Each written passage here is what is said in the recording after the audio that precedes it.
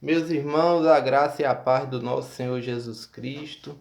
Eu quero deixar uma palavra que se encontra no livro de 2 Samuel, no seu capítulo 11, versículo 1, que diz assim: E aconteceu que, tendo decorrido um ano no tempo em que os reis saem, enviou Davi a Joabe e a seus servos com ele, e a todo Israel, para que destruíssem os filhos de Amon e cercassem a Rabá.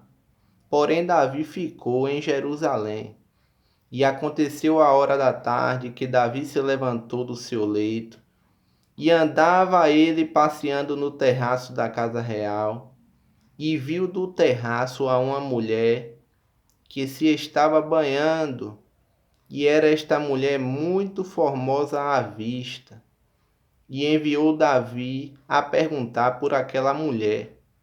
E disseram a Davi: Porventura não é esta Batseba, filha de Eliã, mulher de Urias o heteu? Então enviou Davi mensageiros e a mandou trazer. E entrando ela a ele, se deitou com ela, e já ela se tinha purificado da sua imundícia. Então voltou ela para sua casa. Aleluia.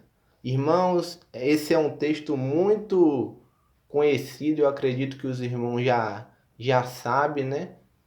Que foi um dos atos pecaminosos ali, né, de Davi, depois, né, da sua trajetória, depois de ter formado, né, uma vida inteira, depois de formar a sua caminhada com Deus, de chegar onde ele chegou. Davi, amados irmãos, infelizmente cai num pecado de adultério. E a Bíblia vai dizer que não só em pecado de adultério, mas também no pecado de homicídio. E a Bíblia nos mostra claramente que Davi aqui, no período, né, de uma guerra, né, que era o costume dos reis ir à guerra, segundo a palavra de Deus, diz o texto, amados irmãos, que nesse dia Davi não foi. A Bíblia vai relatar com total clareza que Davi ele fica em Jerusalém, ele fica na casa real, no palácio. Quando se fala, né, de Davi ficar no palácio, me faz a entender e compreender, né, das delícias que Deus ali, né, promoveu a Davi, permitiu ele viver. Quando se fala de Davi, amados irmãos, o Senhor nosso Deus me faz lembrar, né, de quem era Davi, da onde Davi saiu e para o que Davi ali estava vivendo. Amados irmãos, eu me sinto muito alegre de recordar de quem era Davi. Davi era um menino, um jovem que morava na casa de seus pais, que era filho de Jessé e que tinha outros irmãos. Davi veio de uma linhagem de, um, de um povo, se é que eu posso dizer, pobre, onde tinha poucas condições. E Deus, ele ali, né, em meio ao reinado de Saul, Deus levanta Davi. Deus usa o profeta Samuel no período em que ali, né, o, o sacerdote Eli, né, melhor dizendo, no tempo do sacerdote Eli, que a casa dele estava entrando em decadência moral. E quando eu digo decadência moral, é porque a Bíblia vai relatar que os filhos de Eli, amados irmãos, ele estava exercendo o sacerdócio, né, junto com o sacerdote Eli. Naquele tempo reinava, ou naquele tempo exercia o sacerdote e seus filhos no ministério. E a Bíblia vai dizer que Ofni e Finéas, se eu não me falha a memória, estava pegando no que é santo e pegando no profano, ou seja, usando as mãos para pegar no pecado e as mesmas mãos para pegar nos utensílios da casa de Deus, para pegando no pecado, prostituindo, que está lá dizendo, e pegando na arca de Deus, que representava a presença de Deus. E a Bíblia vai dizer, amados irmãos, que, se não me falha a memória, morreu, né? Ofni e Finéas, os dois morreu pelo fato de estar pecando contra Deus. E quando eu me lembro também da história de Saul, Deus ali, né, me faz relembrar da história, da trajetória de Davi, na qual Deus levanta Jonatas ali, né, para ali auxiliar Davi no seu período de tratamento, porque eu entendo ali que no período de Saul, que Saul começou a perseguir a Davi, eu vejo que era o próprio Deus já preparando Davi para aquilo que ele ia viver lá na frente. Aleluia. E é perceptível, amados irmãos, que toda a trajetória de Davi, Deus estava lá cuidando dele. Davi era perseguido por Saul, sofreu muitos levantes, né? Saul tentou te matar por várias vezes com flechas. E Deus estava ali com Davi em meio àquela dificuldade. E voltando para cá, para onde Davi se encontra, que é o texto que nós lemos, percebemos Davi no palácio real, onde tinha ali uma estrutura bélica, onde tinha ali, né, soldados ao seu dispor, servos e servas, cavalos, cavalheiros à sua disposição. E mesmo assim, amados irmãos, depois de Deus exaltar Davi, Davi decide, né, seguir as concupiscências dos olhos, as concupiscências da carne, amados irmãos. E a Bíblia vai dizer que levantando Davi do seu leito e andando no terraço do palácio real, isso me faz a perceber que Davi estava ali desocupado, Davi estava ali ocioso.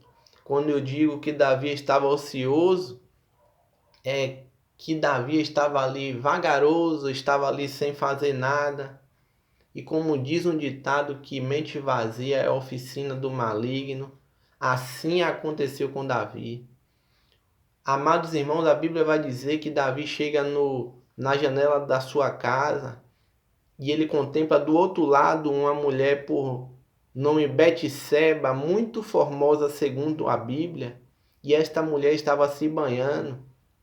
E a Bíblia vai dizer que Davi, amados irmãos, manda perguntar sobre aquela mulher.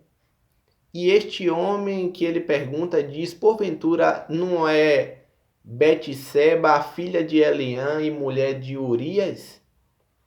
Ou seja, a pessoa que Davi perguntou deixou ele ciente de quem era aquela mulher e de quem ela era filha. Mas mesmo assim, amados irmãos, Davi manda os seus mensageiros trazer aquela mulher ali para ele. E a Bíblia vai relatar que ele, ao receber esta mulher que não era dele, ele se deita com ela, coabita com ela. E após de eles executar o ato sexual, ela se purifica ali da sua imundícia e vai para a sua casa.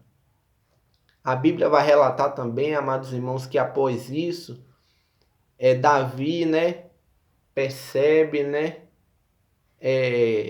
que ela era a mulher de Urias, né, de Urias o Heteu, aquele que era amigo de Davi, aquele que estava à retaguarda de Davi, aquele que estava protegendo Davi, aquele que estava buscando benefícios para Davi. Aquele homem, amados irmãos, Davi percebe, né, que ela tinha marido, e Davi decide enviar mensagens para Joabe por carta, para que botasse Urias na frente da batalha, para que ele viesse a ser morto e ele pudesse, né, ficar com aquela mulher. E é perceptível, amados irmãos, que trazendo para a nossa realidade, quando se trata de transgredir contra Deus, quando se trata, amados irmãos, de transgredir contra o nosso próximo, o que acontece muitas das vezes é isso aqui que está relatado no texto. Às vezes a gente usa uma posição para esconder o nosso pecado. A gente peca contra o nosso próximo, mas não vai até a ele porque às vezes a gente está numa posição de liderança, porque a gente às vezes é dirigente de círculo de oração. Não, eu sou líder de tal grupo, eu não posso confessar esse pecado, porque se eu confessar vai manchar minha imagem. Aí a gente fica, né, usando a posição para encobrir a transgressão. Só que deixa eu te dizer uma coisa, a gente pode cobrir a nossa transgressão diante dos olhos dos homens, só que diante dos olhos de Deus ninguém fica encoberto. As obras são reveladas porque a Bíblia vai dizer que todas as obras estão nuas e patentes diante dos olhos de Deus. Então não adianta esconder aqui para o homem, porque Davi, amados irmãos, ele não confessou a Urias que tinha se deitado com a sua mulher. Ele preferiu mandar Urias ficar na frente da batalha para ali destruir a vida dele, para ele tentar se livrar da culpa.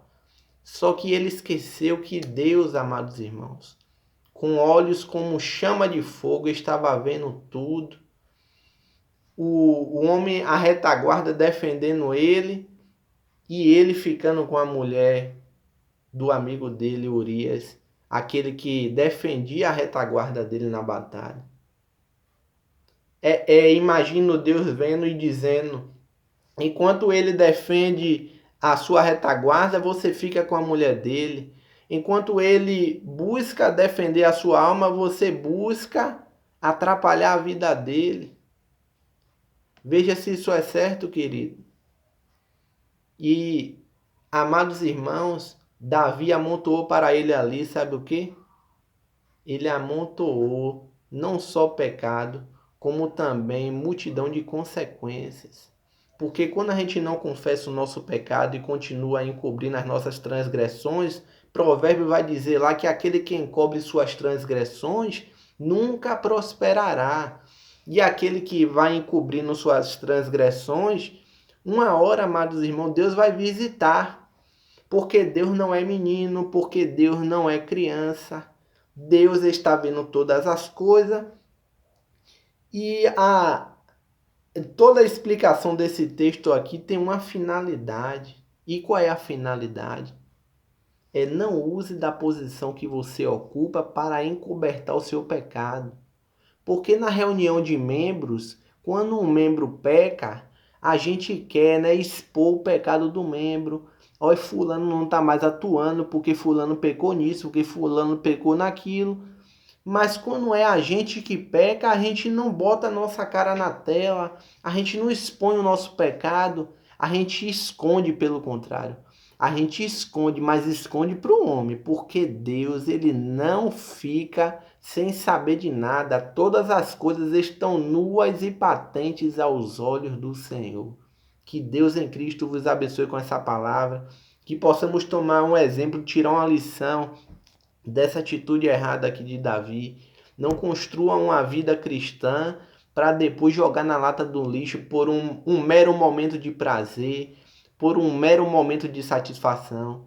Não faça isso, querido. Que Deus te abençoe em nome de Jesus.